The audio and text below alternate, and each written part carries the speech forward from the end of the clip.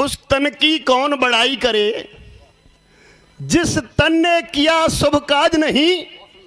वो नारी निंदा योग्य सदा, जिस नारी के नैनों में लाज नहीं। वो पूत कपूत कहाता है, जिसको निज वंश की लाज नहीं। वहां धर्म की रक्षा कौन करे, जहां कायम आर्य समाज नहीं। आज वेदों को मानता है, वेदों की बात करता है, और बिना वैदिक व्यवस्था के कोई राष्ट्र सुरक्षित रह नहीं सकता। और अब भी मेरा यह दावा है, जहां तक मैं विचार करता हूं, आज से ही अगर वैदिक व्यवस्था इस देश में लागू हो जाए तो देश को विश्व गुरु और सबसे बलवान बनने में कोई देर लगने की बात ही नहीं है। इसलिए हम लोगों को आर्य समाजों से जुड़ना होगा। जुड़ने का तरीका है, विभिन्न जगह हमारे आर्य समाजों के मंच लगे हैं। और सबसे बढ़िया बात है, सत्यार्थ प्रकाश पढ़ो।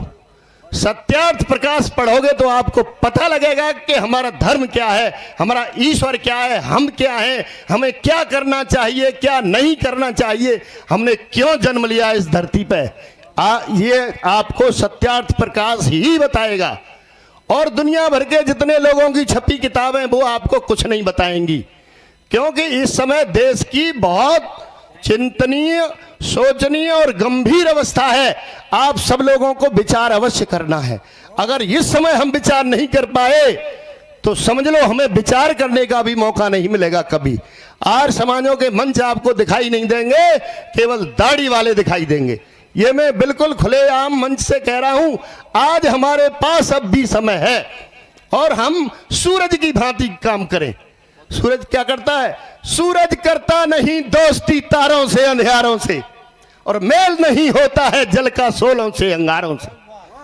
हाथ मिलाते नहीं कभी, हाथ मिलाते नहीं कभी जीवन में सिंह सियारों से, और राष्ट्रभक्त समझौता करते नहीं कभी गद्दारों से।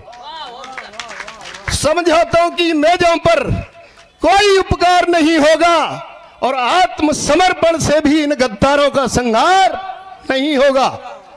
अब तो बन के राम मिटाओ इस आतंकी रावण को, और गद्दारों से मुक्त करो इस भारत भूमि पावन को। ये हमको करना पड़ेगा।